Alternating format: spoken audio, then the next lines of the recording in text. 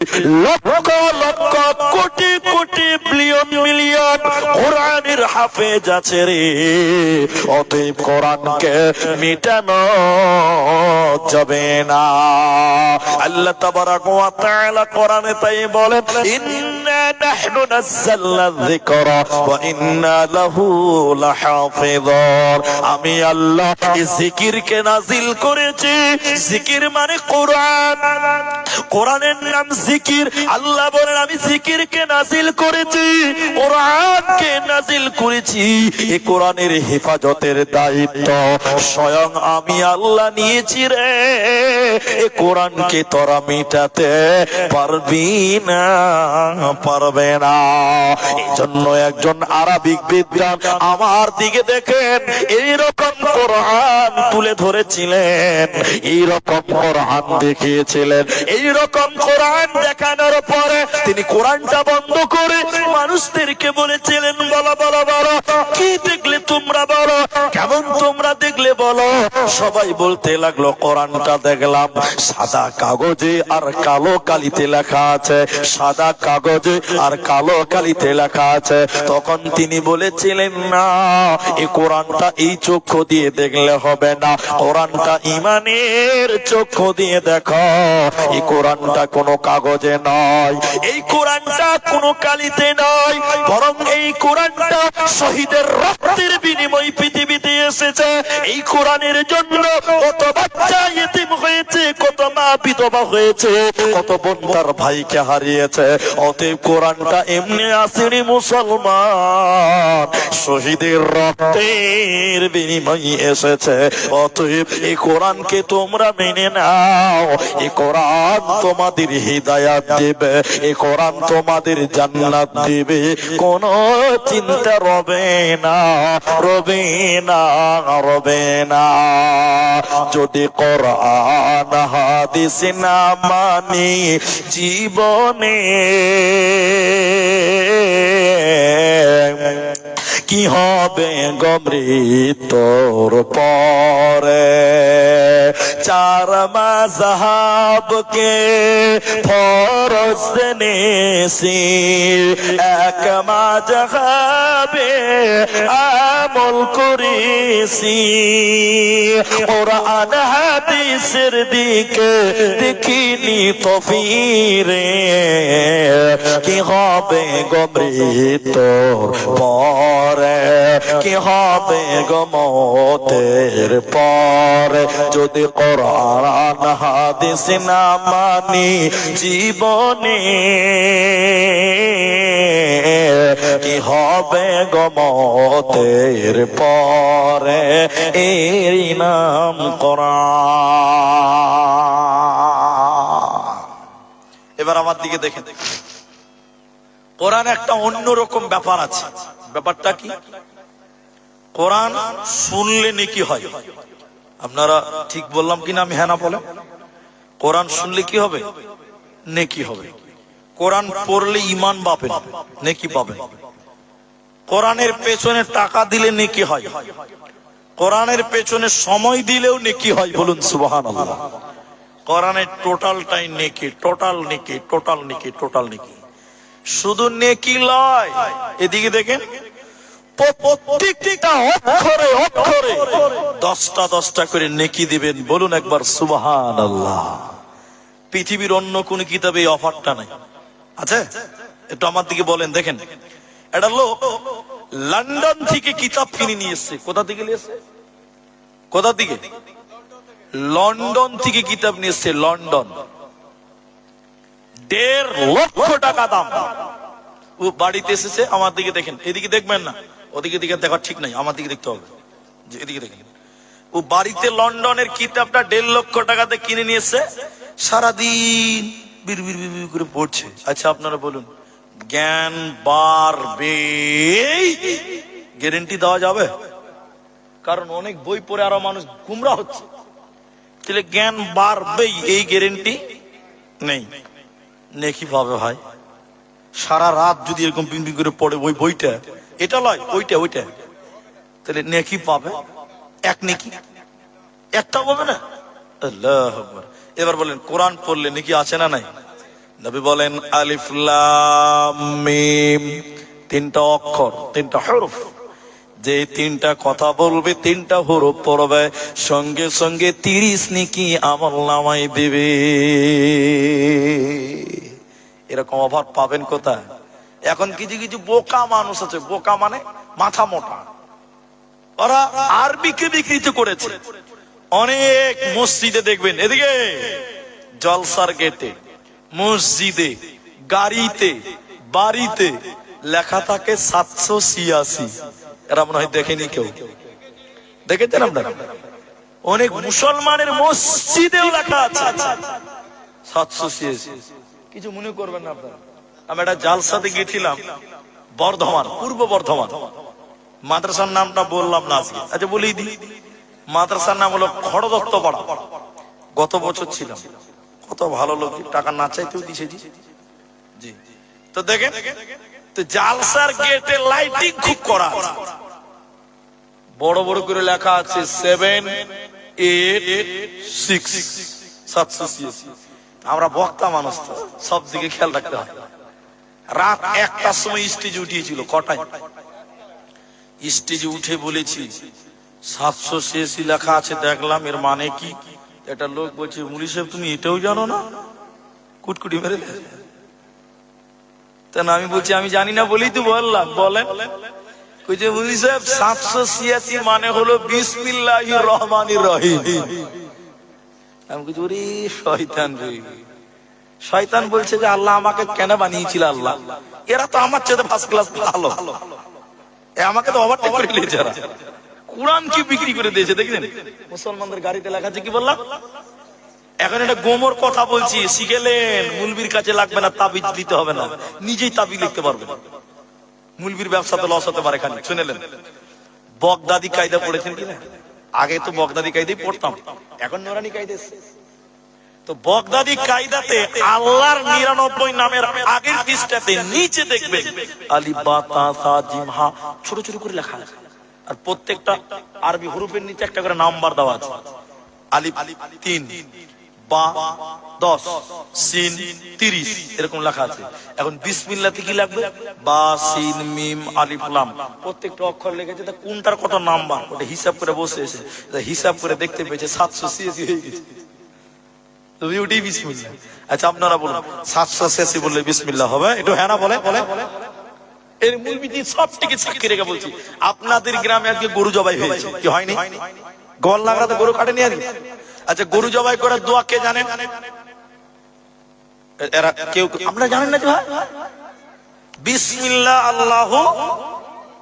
এখন কেউ যদি বলে যে না বিসমিল্লাহ বলবো না, 786 আল্লাহু আকবার, কে খাবে বলো? হাত তুলো। আবি হাই খেলা 786 বরকত কইছে তো গুষ্টি মারিবে সব। হ্যাঁ, বিসমিল্লাহ 786 কোনদিন এক হবে না।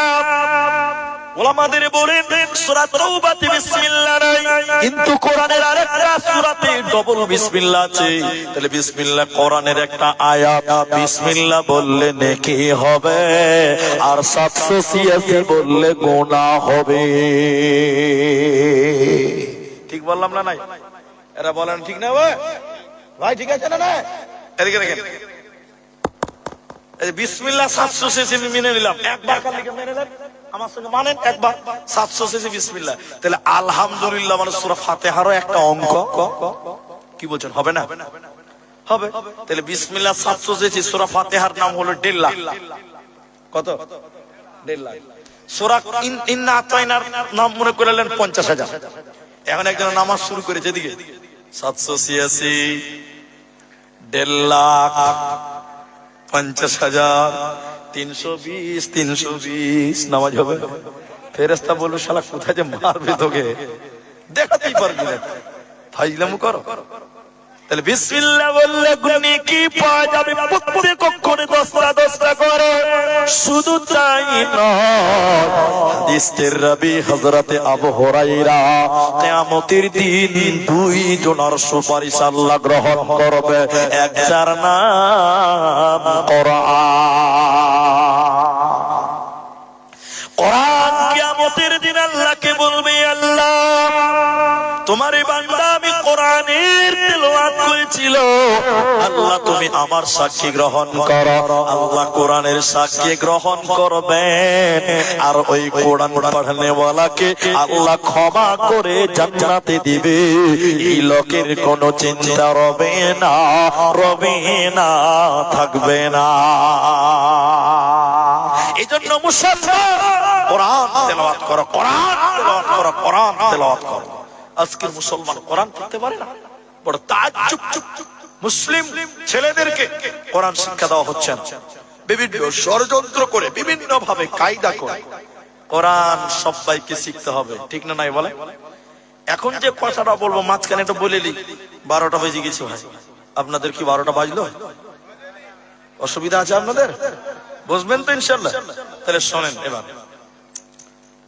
একটা দার্শনিক এই উপন্যাস, পৃথিবীতে ঘটেনি, এটা গল্প, মানে জ্ঞান আছে তাই।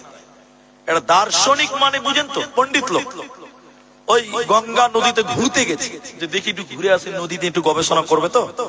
ভাই আমার দিকে দেখেন ভাই, নড়চড় করিয়েন না। তো নৌকাতে যখন দার্শনিক উঠেছে, দার্শনিক বলছে তো ওর তো মুখ বন্ধ থাকবে না, প্যাক প্যাক প্যাক প্যাক করে বকতেই থাকবে। তো মাঝিতে নৌকাতে উঠে বলছে যে গল্পটা করবো কার সঙ্গে? দার্শনিক ভাবছে। তখন বলছে যে মাঝির সঙ্গে গল্প লাগাই, যে নৌকা চালাচ্ছে। দার্শনিক এবার বলছে মাঝি ভাই। তো মাঝি বলছে জি ভাই। তো বলছে জি মাঝি তুই ভূগোল বুঝিস রে ভাই? ভূগোল? আচ্ছা বলুন, মাঝি ভূগোল বুঝে? ও যদি ভূগোল বুঝবে তাহলে ও কি আর নৌকা চালাবে? মাঝি তখন বলছে ভাই আমাকে ওগুলো জিজ্ঞাসা করিয়েন না, আমি কোনদিন লেখাপড়া করিনি, স্কুল মক্তব মাদ্রাসা কোথাও যাই। তখন দার্শনিক ওর কথা শুনে কলিজা ঠান্ডা করে হেসে নিল। বলছে মাঝি রে, তোর জীবনটা 4 আনাই মিছে। মানুষের জীবন কয় আনা ভাই? 16 আনা। 4 গেল, থাকলো কত? 12। ফের খানিকক্ষণ পর মাঝিকে বলছে মাঝি রে, সায়েন্স বুঝিস? সায়েন্স? মাঝি বলছে আমাকে ওগুলো জিজ্ঞাসা করি না। ছোট হয়ে বলছে। তার মাঝির কথা শুনে দার্শনিক বলছে আহ আহ আহ আহ আহ, রে তোর জীবনটা 8 আনাই নিচে। তাহলে থাকলো কত ভাই? আর থাকবে। ফের খানিকক্ষণ পর বলছে মাঝি রে, ইতিহাস বুঝিস? ইতিহাস? তোর মাঝি বলছে এবার লাগছে বুঝে লেছি। কি বুঝলি? কইছে আমি বিয়ে করেছি তো, আমি যখন বিয়ে করে শ্বশুর বাড়ি গেছিলাম তা আমার শাশুড়ি মা আমাকে রাজহাঁস খিলিয়েছিল, ওটাই কি ইতিহাস? মাঝি তখন উত্তর যেই দিয়েছে, দার্শনিক হাসতে হাসতে হাসতে হাসতে বলছে তোর জীবনটা 12 আনাই মিছে। আর থাকলো কত ভাই? ও তো খুব রস নিয়েছিল। এবার দার্শনিক হঠাৎ নৌকা নদীর মাঝখানে, একদম ফারাক্কার নদী, হঠাৎ করে মেঘ শুরু হয়ে গেছে, ঝড়। সেই ঝড় কালো, একদম মেঘ, পানি, নদীর পানি থাই থাই, মানে ইংরেজিতে ড্যান্স করছে। নৌকার ডুবে ডুবে অবস্থা। দার্শনিক খুব হাসছিল, ভয়ে ওর কলিজাখানা গলার কাছে চলেছে। দার্শনিক এবার মাঝির কানে কানে যেয়ে বলছে মাঝি ভাই নৌকা ডুববে নাকি ভাই? এতক্ষণ খুব হাসছিল, এখন কানে কানে বলছে নৌকা ডুববে নাকি ভাই? মাঝি এবার জামা গুটিয়ে বলছে ইতিহাস জানো, সায়েন্স জানো, ভূগোল জানো, বিজ্ঞান জানো, ইংরেজি জানো, আর্টস জানো, কমার্স জানো, সাঁতার জানো বাবু। যেই বলেছে সাঁতার জানো বাবু, মাঝির কথা শুনে দার্শনিকের মুখের বন্ধ হয়ে গেছে চালা। মূর্খ মাঝি বলে বাবু এখন কেন কাবু? টুক করে নৌকা ডুবে গেছে। মাঝি তো সাঁতার কাটতে জানে, ও তো কোন জামানা থেকে নৌকা চালে তো সব জানে। ঝড়ের মধ্যেও সাঁতার কাটতে কাটতে বাবলার ডাল ধরে বলছে দেখি প্যাসেঞ্জারের খবর নেই, টাকা তো দিলেই না। তাকিয়ে দেখছে বিনা ভিসা পাসপোর্টে মাল বাংলাদেশ ঢুকছে। যেটা বলতে চাইছে শোনেন, দুনিয়াতে ইংরেজি জানেন দরকার আছে, সায়েন্স জানেন ডক্টরের দরকার আছে, আর্টস জানেন গ্রামার জানেন, ইতিহাস জানেন, ভূগোল জানেন, যা কিছু জানেন দরকার আছে। ঠিক আছে, ঠিক আছে। যেদিন কিয়ামতের ঝড় উঠবে সেদিন আজরাইল বলবে কোরআন জানো বাবু। সেদিন যদি বলেন কোরআন জানি না, আজরাইল বলবে বাবু এখন কেনে কাবু। এজন্য মুসলমান শুনে নাও, আল্লাহ কোরআনে বলেছে আকিমিস সালাতা লিদুলুকিস শামসি ইলা ওয়াসাতিল লাইল। আল্লাহ কোরআনে বলেন যারা 5 ওয়াক্তের নামাজ কায়েম করে আর সকাল সন্ধ্যা যারা কোরআন তেলাওয়াত করে, আল্লাহ তাদের জন্য বলেন কানাত মাশহুদা, ওর জন্য কিয়ামতের দিন কোরআন সাক্ষী হয়ে যাবে। আর যার জন্য কোরআন সাক্ষী হবে রে, ওই লোকের কোনো চিন্তা রবে না, রবে না, থাকবে না। এই জন্য মক্কার কাফির বেঈমান যারা, ওরা বলেছিল সব চলবে, সব চলতে দেওয়া যাবে, কিন্তু কোরআন চলতে দেওয়া। কোরআনে আয়াত আছে, এটা বাংলা কথা নয়। আল্লাহ কোরআনে বলেছেন ওয়াকালাল্লাযীনা কাফারু, ওয়াকালাল্লাযীনা কাফারু, আর কাফেররা বলতো লা তাসমাউ লিহাদাল কোরআন। সব চলতে দেওয়া যাবে কিন্তু কোরআন চলতে দেওয়া যাবে না। কেন কেন কেন কেন? যে কোরআন শুনে ওই তো মুসলমান হয়ে যায়। বলুন সুবহানাল্লাহ। যে কোরআন শুনে সেই ঈমান আনে। বলবেন না সুবহানাল্লাহ? আল্লাহু আকবার। এদিকে দেখি, তাহলে এটা একটু আপনাকে বুঝতে হবে, তাহলে বুঝতে পারবেন। ও ভাই 12টা মনে হয় আপনাদের ভিজে গেছে নাকি? কিসের ব্যাপার? ও মাইনাস, এটা দরকার আছে আজি। এটা জালসাতে বুঝলেন, এই বিহারের জালসা, পূর্ণিয়াতে একটা জালসাতে বক্তাকে অনেক রাত একটার দিকে দিয়েছে, আর ওদিকে সারা রাত জালসা হয়। আগে এদিকেও হতো, সারা রাত জালসা এখনো হয় বিহারে। তো ওই বক্তাকে 1 ঘন্টা টাইম দিয়েছে রাত 1টায়। তো রাগ উঠবে না ভাই? এত রাতে এত দূর থেকে গেছে মাত্র 1 ঘন্টা। বক্তা যখন উঠেছে নামাদহু বলবে, একটা ছেলে 18-19 বছর হবে উঠছে, তখন বক্তা বলছে কাহা যা রही है? তো ছেলেটাকে বলছে মুনি সাহেব, এটা মানে বুঝেন তো মাইনাস করবে, পেশাব করবে। তো বক্তা আর হয়ে গেছে, আমি বক্তব্য শুরু করে তো নকশা শুরু হয়েছে, বাস বাস আরে बैठो, अरे नौजवान लड़का है 1 घंटा के लिए बैठो। ওর ভাষায় বলছে আরে যুবক ছেলে কম সে কম 1 ঘন্টা के लिए बैठो। তো বক্তা যখন ওকে জোরে বসতে বলেছে, ভাই কি করবে? চেপে ছিল ভাই, বসে গেছে। কি করবে? বসতে যখন বলেছে চেপে ছিল, বসে গেছে। বক্তা 1 ঘন্টা বক্তব্য রেখেছে। বক্তার কিন্তু মনে আছে যে একজনকে আটকে রেখে দিয়েছে। বক্তা যখন নামছে তখন বলছে এই লড়কা চলো চলো মাইনাস করনে के लिए। ছেলেটা বলছে মুজি সাহেব আর উঠা লাভ আছে। তখন বক্তা বলছে পেশাব করবি না? বলে যা করার এখানেই করে দিয়েছি। হাজি ভাই 1 ঘন্টা কি আটকানো যাবে? 1 ঘন্টা তো আটকানো যাবে না, ওখানে আনলোড করে দিয়েছে। যাক যাক, যারা পেশাব করতে যাচ্ছেন যাচ্ছেন, কিন্তু এইভাবে যদি পেশাব করতে যান তাহলে তো মাঠ খালি হয়ে যাবে ভাই। এটা তো মাদ্রাসা জালসা, এটা তো মাদ্রাসা জালসা। আমি আপনাদেরকে একটু মেহেরবানি করে বলছি, একটু ধৈর্য ধরতে হবে একটু। তো যে কথা আমি বলছিলাম ভুলে গেলাম। হ্যাঁ, কাফেররা বলতো সব শুনতে যাওয়া যাবে কিন্তু কোরআন শুনতে দেওয়া। যে শুনে সেই মুসলমান হয়, একবার বলুন সুবহানাল্লাহ। তো আবু জাহাল, উতবা, সাইবা, উমাইয়া, কাফের মুনাফিকদের যারা লিডার, ওরাই নবীর বাড়ির পেছনে বসে রাতের বেলায় লুকিয়ে লুকিয়ে কোরআন শুনে। আবার ওরাই মানা করছে লোক শুনবে, ওরা মানে না, লোক মানবে। তো একদিন উতবা, সাইবা, আবু জেহেল, উমাইয়া এরা তখন আপসে 4 জনা বলছে এই ভাই শোন, কাল থেকে ভাই কোরআন টোরআন শুনতে নবীর বাড়ির পেছনে আসিস না ভাই। কেন? আমরাই যদি শুনি তো লোক তো আরো শুনবে রে ভাই। এই কাল থেকে আসবি না, ঠিক আছে? উমাইয়া বলছে ঠিক আছে, উতবা বলছে ঠিক আছে, আবু জেহেল বলছে ঠিক আছে, সবাই বলছে ঠিক আছে। পরের দিন যখন রাত 8টা বাজে, তখন উমাইয়া মনে মনে ভাবছে ওরা 3 জন আসবে না বলেছে, তাহলে আমি একাই যাই জি ভরে কোরআনটা শুনবো। কথা বুঝতে পারছেন কিনা? এটা উমাইয়া ভাবছে। এবার উতবা ওইটাই ভাবছে যে ও তো ওরা 3 জন আসবে না বলেছে, তাহলে আমি একাই যাবো আর একলাই শুনবো, কোনো ডিস্টার্ব নেই আজকে, ডোন্ট ডিস্টার্ব। চারজন আল্লাহর বান্দা এই নিয়তে নবীর বাড়ির পেছনে রাত 8:30টার সময় গিয়ে চারজন যখন মুখে আরে আপনি কি করতে এলি রে, তুই যে কারণে এসেছিস আমি কেন এসেছি, বলে কান ধর কাল দিকে আসবি না, তুই কেন এসেছিস ওটা আগে বল, বলুন একবার সুবহানাল্লাহ। ওরা মানা করতো কিন্তু ওরাই মানতে, যে শুনেছে সেই মানে নিয়েছে, এর নাম কোরআন। আর একবার বলুন সুবহানাল্লাহ। তৃতীয় পাঠ, বক্তব্যের শেষ প্রান্তে আপনাদেরকে নিয়ে এলাম, শুনেন।